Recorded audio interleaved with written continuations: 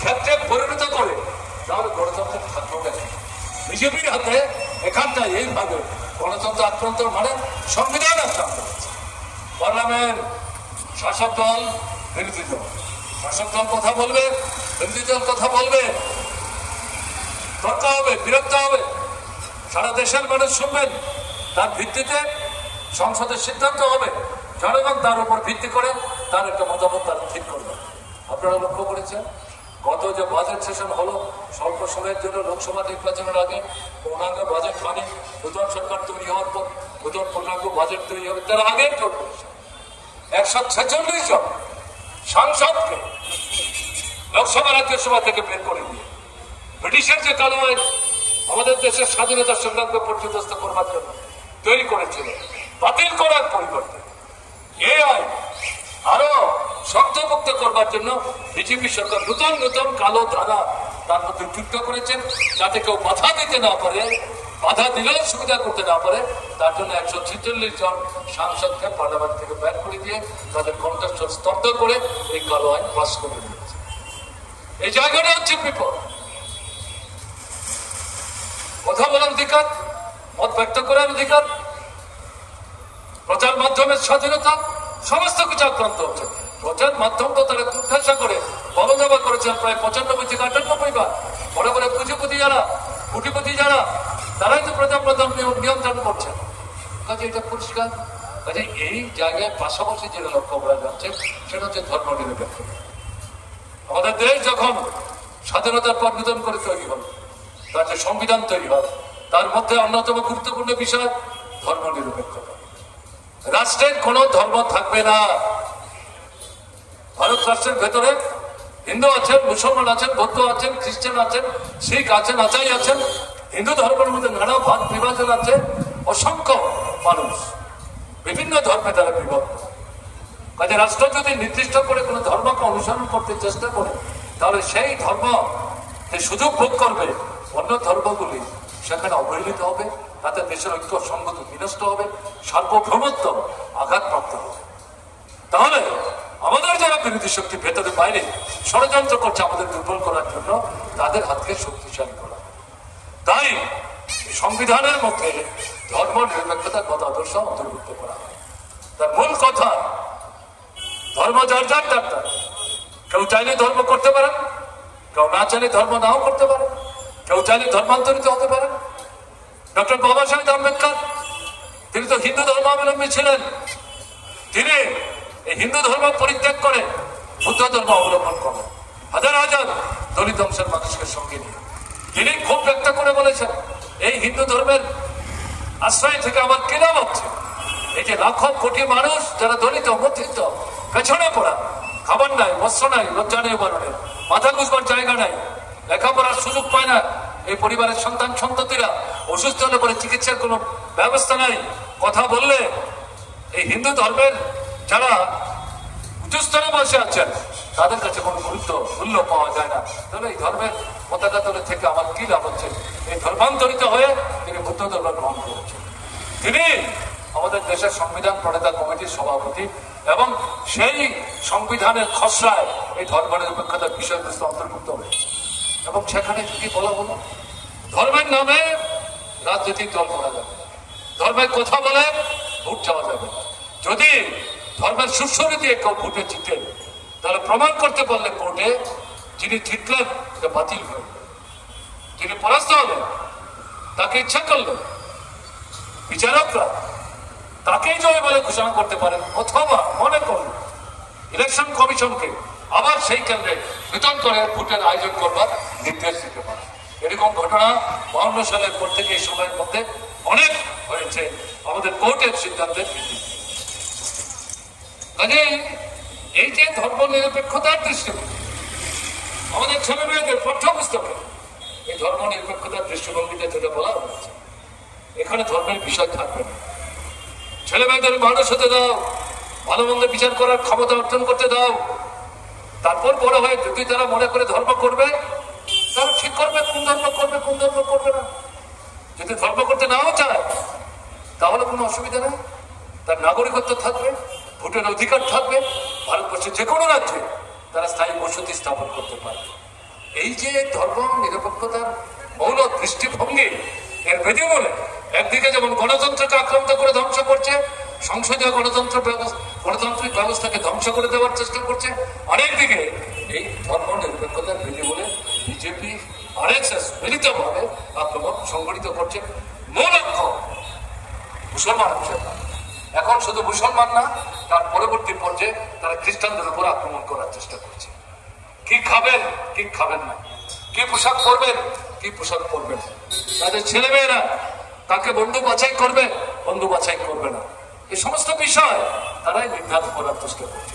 তাদের সাংস্কৃতিক কর্মকাণ্ড কি হবে না হবে, তাদের ধর্মীয় আচরণ তারা কিভাবে প্রতিপালন করবেন করবেন না, এগুলো সমস্ত নিয়ন্ত্রণ করার চেষ্টা করছে। কোথায় যাচ্ছি আমরা? ভারতবর্ষের একতা থাকবে, ধ্বংস হয়ে যাবে। কাজে এরকম একটা জায়গায় দাঁড়িয়ে এদেরকে পরাস্ত করবার ডাক এসছে। আপনারা দেখছেন প্রধানমন্ত্রী আজ থেকে মাসখানেক আগে স্লোগান তুলেছেন, তৃতীয় বিজেপি সরকার তৈরি করতে হবে। এবার 400 আসন আমাদের জিততে হবে।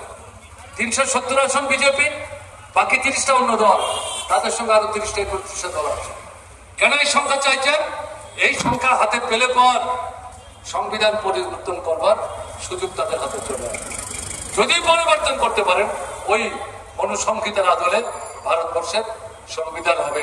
তার মধ্যে গোটা ভারতবর্ষকে 100 বছর পেছনে এরা ঠেলে দিয়ে চলে যাবে। এরা কাজ করছে অর্থনৈতিক দিক থেকে, একচেটিয়া পুঁজি, যোদ্ধা, জমিদার, কালোবাজারি, মুনাফাখোর, সুদখোর মহাজন, তাদের স্বার্থ রক্ষা করবে। এই সংবিধান পরিবর্তন করতে পারলে তাদের জন্য আরো নতুন নতুন কালো আইন তৈরি করে তাদেরকে তারা সাহায্য করবে, তাদের উপর ভিত্তি করে তারা রাষ্ট্র ক্ষমতা চালাবার চেষ্টা করবে। কাজে এরকম একটা পরিস্থিতির মধ্যে দাঁড়িয়ে এদেরকে যদি এই নির্বাচন ঠেকানো না যায়, তাহলে ভারতবর্ষ ধ্বংস হয়ে যাবে। এই কারণেই প্রশ্ন আসছে, সংবিধান ছাড়া দেশটা, আর দেশটা থাকলে বড় সংবিধানের সার্থকতা কোথায়? কাজে এই দুটোকে রক্ষা করতে হবে। এই দুটোকে রক্ষা করার মধ্য দিয়ে গণতন্ত্রকে রক্ষা করতে হবে এবং আমাদের ধর্ম নিরপেক্ষতার যে মতাদর্শ তাকে রক্ষা করতে হবে। এগুলো রক্ষা করার মধ্য দিয়ে বেঁচে পড়তে থাকার জন্য শুধু সংবিধান রক্ষা করলে পর, গণতন্ত্র রক্ষা করলে পর, ধর্ম নিরপেক্ষতা রক্ষা করলে পর আমাদের পেটের ক্ষুধা দূর হবে না।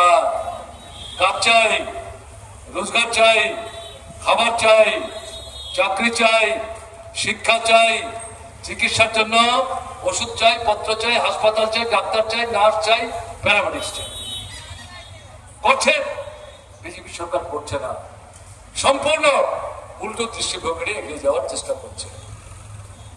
জিনিসের দাম কমানো যায়, কালোবাজারি বন্ধ করুন, বেআইনি মজুতদারি বন্ধ করুন। যারা কালোবাজারি করছে, বেআইনি মজুতদারি করছে, কৃত্রিম অভাব তৈরি করে মনোভাব পাহাড়কে পর্বতে পরিণত করছে, তাদেরকে জেলখানায় ছুড়ে ফেলুন। মুখ দেখবেন না, দল দেখবেন না, ধর্ম বর্ণ দেখবেন না, এরা দেশের শত্রু।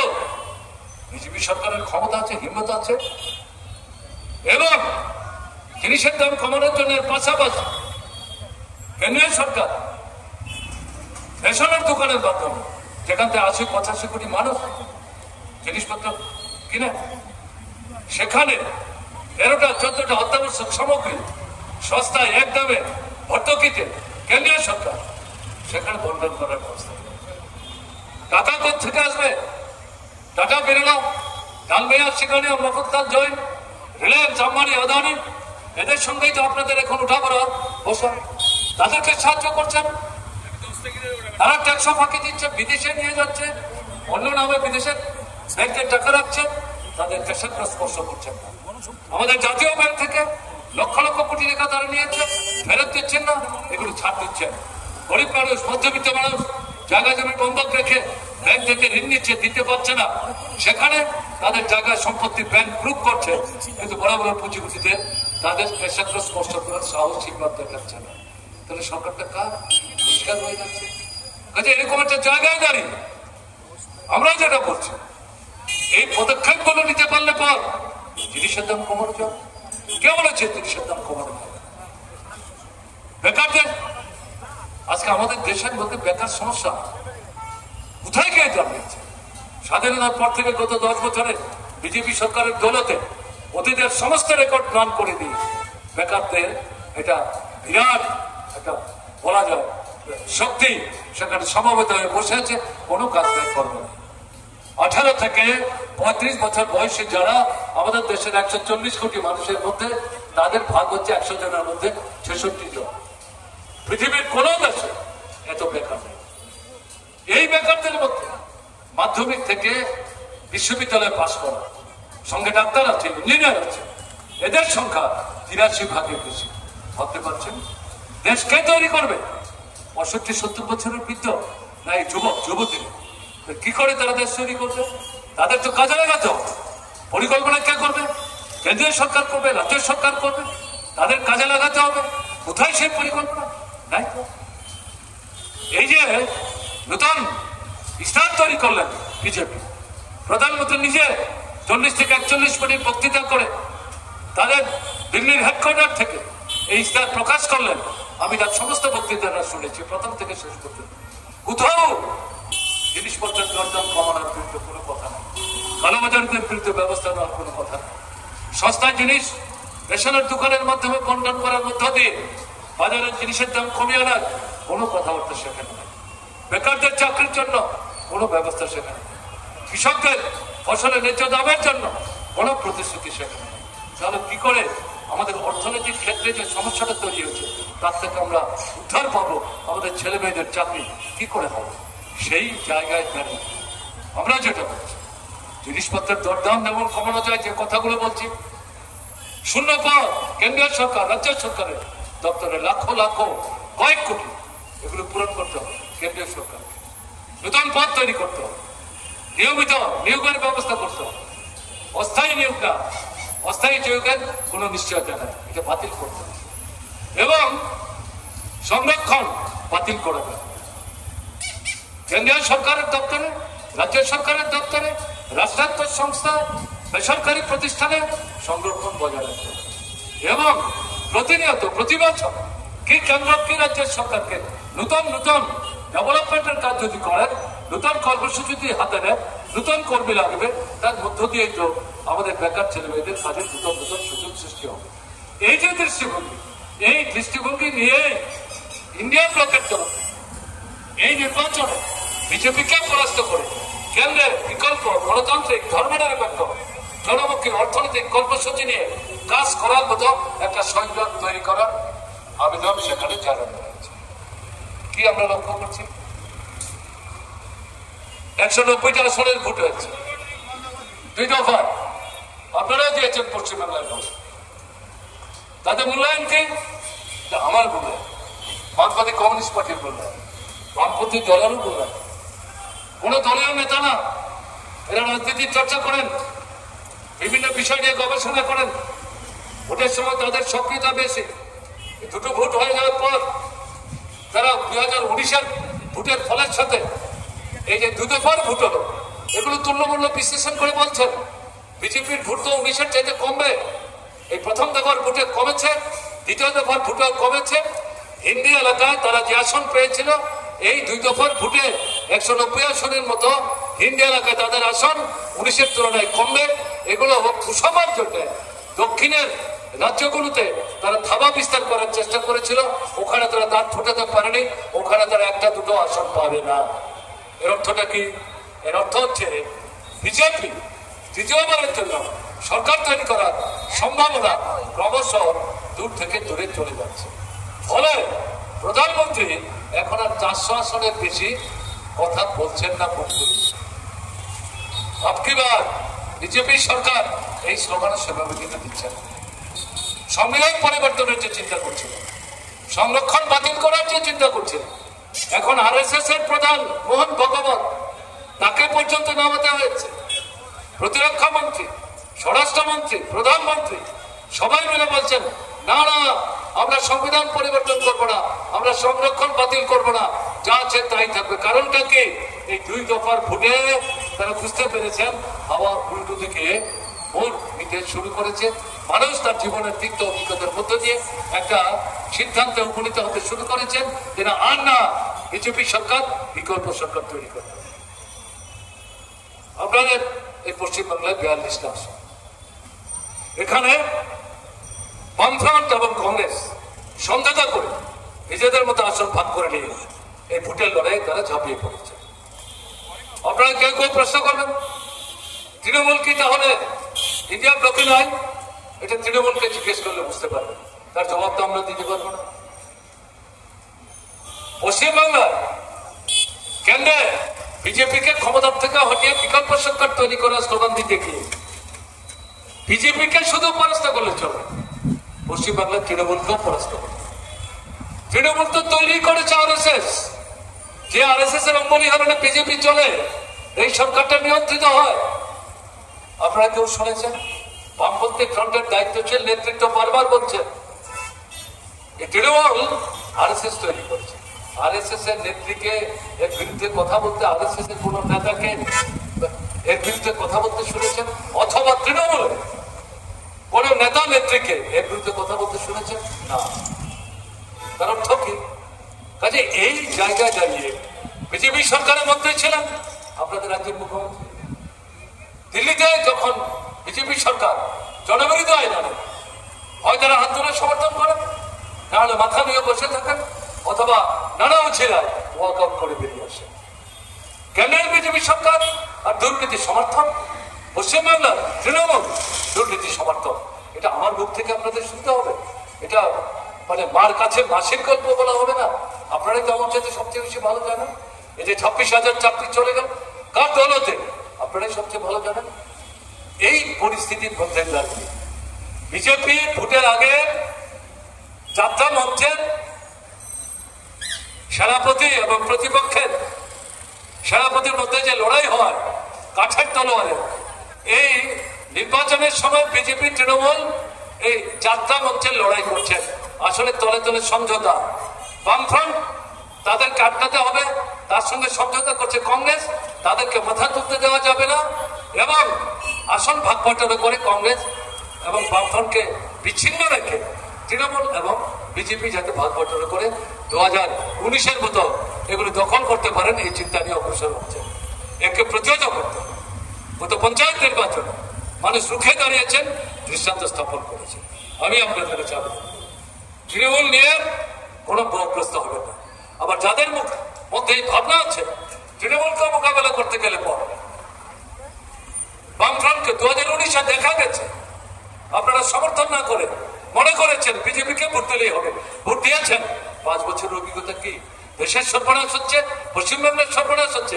কাজে সেই জায়গায় দাঁড়িয়ে আপনাদের উপলব্ধির মধ্যে নতুন শিক্ষা এসছে, তাই আপনাদের কাছে অনুরোধ করবো, যে সমস্ত কেন্দ্রে ভারতের কমিউনিস্ট পার্টি, মার্কসবাদী সহ বামপন্থী ফ্রন্টের প্রার্থীরা দাঁড়িয়েছেন, এবং যে সমস্ত কেন্দ্রে ইন্ডিয়া ব্লকের অন্যতম শরিক বামফ্রন্টের সঙ্গে মিলে পশ্চিমবাংলা লড়াই করছেন, কংগ্রেস দলের প্রার্থীরা হাত চিহ্ন নিয়ে প্রতিদ্বন্দ্বিতা করছেন, তাদেরকে জয়যুক্ত করতে হবে, এবং সেখানে অন্য কোনো ভিন্ন দৃষ্টিভঙ্গির সুযোগ নাই।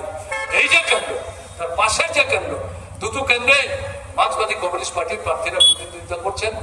এর মধ্যে একজন প্রার্থী এসেছেন, তিনি আপনাদের সঙ্গে বলবেন, সায়রা হালিম, এবং এর আগে সৃজন আপনাদের সঙ্গে কথা বলে গেছেন যাদবপুরের প্রার্থী। এই দুজনকে রাস্তা তৈরি তারা করছেন ভোট দিয়ে। একদিকে বিজেপি, আরেকদিকে তৃণমূলকে পরাস্ত করে কেন্দ্র থেকে বিজেপিকে হটিয়ে বিকল্প সরকার, জনমুখী সরকার, গণতান্ত্রিক দৃষ্টিভঙ্গি সংজাত ধর্মনিরপেক্ষতার দৃষ্টিভঙ্গি নিয়ে চলবে, এবং আমাদের জীবনের মৌলিক অর্থনৈতিক যে সমস্যাগুলির কথা কিছু কিছু আমি এখানে উল্লেখ করলাম, এগুলো সমাধানের বিকল্প যে বিষয়গুলো এখানে আমরা উল্লেখ করলাম, এগুলোর রূপায়নের জন্য কেন্দ্রের সরকার তৈরি করতে আপনারা এগিয়ে আসবেন। এই আহ্বান আপনাদের কাছে রেখে আমি আমার কথা বলা শেষ করছি। আপনারা ভালো থাকবেন। আমার নমস্কার।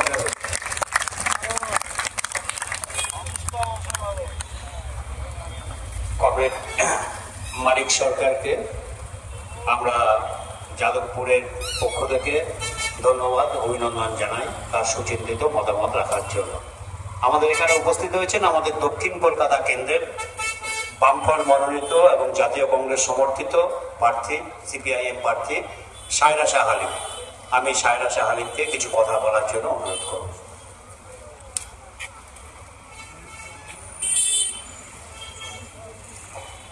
শুভ সন্ধ্যা।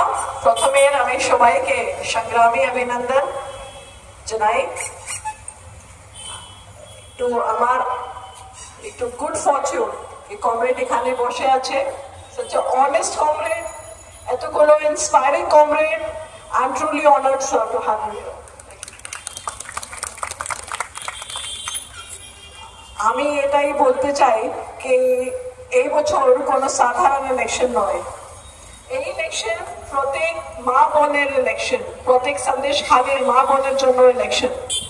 এই ইলেকশন দুর্নীতির বিরুদ্ধে, এই ইলেকশন শিক্ষার জন্য, এই ইলেকশন উন্নতির জন্য। তো আপনি তো জানেন পুরো দেশের কি অবস্থা আছে। নিয়োগ দুর্নীতির কারণে 26,000 মানুষের চাকরি হারিয়েছে। तो मैं ये बोलना चाह रही हूँ कि ये इलेक्शन कोई साधारण इलेक्शन नहीं है, ये अभी देश को बचाने का इलेक्शन है। भारतीय जनता पार्टी क्या कर रही है, वो संविधान को बदलने की कोशिश कर रही है। भारतीय जनता पार्टी एक तो नूतन संविधान तैयारी करते चाहे।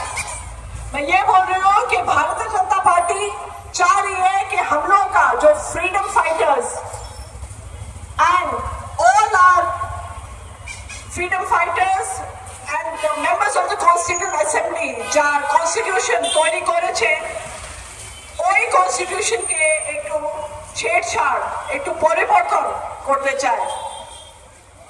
one language, one religion, one rule, one election। বাংলার মানুষ কি চায়? এইভাবে পরিবর্তন, একটু নতুন পরিবর্তন দেখতে চায়। এই ডিসিশন আপনাকে এই বছর নিতেই হবে कि আপনি দুর্নীতির পার্টিকে চান या আপনি दंगा फसाদের পার্টি। যা ভারতীয় জনতা পার্টি পুরো সময় হিন্দু মুসলিম মন্দির মসজিদ টিপু সুলতান আকবর কি রকম একটু কথা বলছে, উন্নতির জন্য তো কোনো কথা বলছে না। আপনার ছেলে মেয়ের জন্য কোনো পলিসি নয়। আপনার মেয়ের জন্য আপনি যা দেখছেন क्राइम रेट रहा, आपने जो क्राइम रेट देखा है, भारतीय जनता पार्टी एक पार्टी है जो मैक्सिमम क्राइम्स और मैक्सिमम सिटिंग एमएलएज और MPs are from criminal backgrounds. तो এই বছর আপনাকে নিজে ডিসিশন নিতে হবে, আপনি ক্রিমিনাল পার্টিকে ভোট দেবেন या দুর্নীতি পার্টি তৃণমূল কংগ্রেস जो कोटि कोटि टाका নিয়ে संजीव गोयनका के এখানে দুর্নীতি করছে। आपको तो पता है इलेक्टोरल बॉन्ड का क्या स्टोरी है, क्या किस्सा है। सीपीएम एकमात्र पार्टी আছে जो কোনো इलेक्टोरल बॉन्ड के यूज करेगी। शिक्षित मानुष के, एजुकेटेड लोग को यहाँ पे टिकट दिया है, जो আপনার জন্য কাজ, আপনার সাথে কাজ করতে চায়। यहाँ पे लेफ्ट फ्रंट और कांग्रेस का जो इंडिया का जोट बना है, वो सिर्फ आपके बच्चों के भविष्य के लिए काम करना चाह रहे हैं, यहाँ पे शिक्षा के लिए काम करना चाह रहे हैं, चाकरी के लिए काम करना चाह रहे हैं, और सांप्रदायिकता का शासन और भ्रष्टाचार का जो शासन है उसको जड़ से उखाड़ने का यहाँ पे कोशिश कर रहे हैं। এখানে কোনো সাধারণ ইলেকশন নয়, জন্ম নয়, যুদ্ধ চলছে। তো আপনাকে নিজের ডিসিশন নিতে হবে। এই ইলেকশন শুধু আমার ইলেকশন নয়, আমি আবার বলছি এই আপনার ইলেকশন, প্রত্যেক সাধারণ মানুষের জন্য ইলেকশন। ये इलेक्शन सिर्फ मेरा इलेक्शन नहीं है, ये संविधान को बचाने का इलेक्शन है, ये देश को बचाने का इलेक्शन है, ये इलेक्शन शिक्षा के लिए है। आपने जाने कि शिक्षा मंत्री जेने और तृणमूल कांग्रेस दुर्नीति कारण 8,000 स्कूल बंद। यहाँ पे 8,000 स्कूल बंद है। Who is going to open the schools? এটাই আমি জিজ্ঞাসা করছি, ये सब स्कूल्स कौन खोलेगा? आप यहाँ पे देख लीजिए माध्यमिक का जो एग्जाम हो रहा है उसकी संख्या, the number of pass outs প্রত্যেক বছর ডিক্রিজ হয়ে যাচ্ছে। কারণ কি আছে? তৃণমূল কংগ্রেসকে জিজ্ঞাসা করতে হবে, প্রশ্ন করতে হবে। कि ये तो डिक्रीज हम देख रहे हैं एजुकेशन लेवल का, करप्शन स्कैम्स आपने जा देखছেন প্রত্যেক বছর, শিক্ষা স্ক্যাম, রাশন স্ক্যাম, গরু স্ক্যাম, নানা রকম স্ক্যাম। তো এই বছর আপনার একটু ডিসিশন, আপনার রেসপন্সিবিলিটি कि आपने शिक्षित মানুষের के पार्लियामेंटे आपने पठान, ऑनेस्ट कैंडिडेट के आपने समर्थन करो। एटाई আমি বলতে চাই कि आपसे मैं रिक्वेस्ट कर रही हूँ कि आपका ये डिसीजन है, जो पढ़े लिखे ऑनेस्ट कैंडिडेट्स को आप पार्लियामेंट भेजिए, जो आपकी आवाज को बुलंद कर सके पार्लियामेंट में, जो आपके प्रॉब्लम्स को समझ सके, उनको सुलझा सके, आपके लिए नीति प्रगतिशील नीति बना सके। The people who can make progressive laws for you and who can fight for you in the parliament. এটাই আমি বলছি कि श्रीजन একজন honest candidate, educated candidate, Srijan के आपकी समर्थन दी। और मैं आप बोल रही हूँ श्रीजन को आप बहुमत से यहाँ से जिताइए। और আমি আপনাকে আবার অনুরোধ করছি আমাকে সমর্থন করুন। আমি আপনার সাথে কাজ করতে চাই, আপনার জন্য, উন্নতির জন্য, শিক্ষার জন্য আমি আপনার সঙ্গে থাকবো। আমি আপনার সাথে কাজ করতে চাই। অনেক অনেক ধন্যবাদ। ইনকিলাব জিন্দাবাদ। অনেক ধন্যবাদ কমরেড সায়রা শাহ হালিমকে। আপনারা নিশ্চয়ই দক্ষিণ কলকাতা কেন্দ্রে সায়রা শাহ হালিম এবং যাদবপুর কেন্দ্রে সৃজন ভট্টাচার্যকে কাস্তে হাটুরি তারা চিহ্নে ভোট দিয়ে বিপুলভাবে আপনারা জয়যুক্ত করবেন, এই আশা আমরা করি। আমি মিটিং শেষ করার আগে একটা ঘোষণা শুধু করব। আমি শুরুতেই বলেছিলাম এই অঞ্চলে বহু কমরেড আমাদের শহীদ হয়েছে। আগামী 10 তারিখ আপনি বাঘাযতীন আই ব্লক মোড়ে যদি যান, দেখবেন আই ব্লক মোড়ে দুদিকে দুটো শহীদ বেদি আছে, দুই ভাই, তাদেরকে সিআরপিএফ এর গুলিতে তাদের মৃত্যু হয়েছিল, শহীদ হয়েছিলেন, সেই বাবলু সিনহা, বাপি সিনহা। তাদের শহীদ দিবসে আমরা 10 তারিখ সেখানে সমবেত হব। কমরেড সূর্যকান্ত মিশ্র সেখানে উপস্থিত থাকবেন, আপনারা নিশ্চয়ই সেখানেও আসবেন। এই বলে আজকে সভা এখানে আমি শেষ ঘোষণা করলাম। নমস্কার।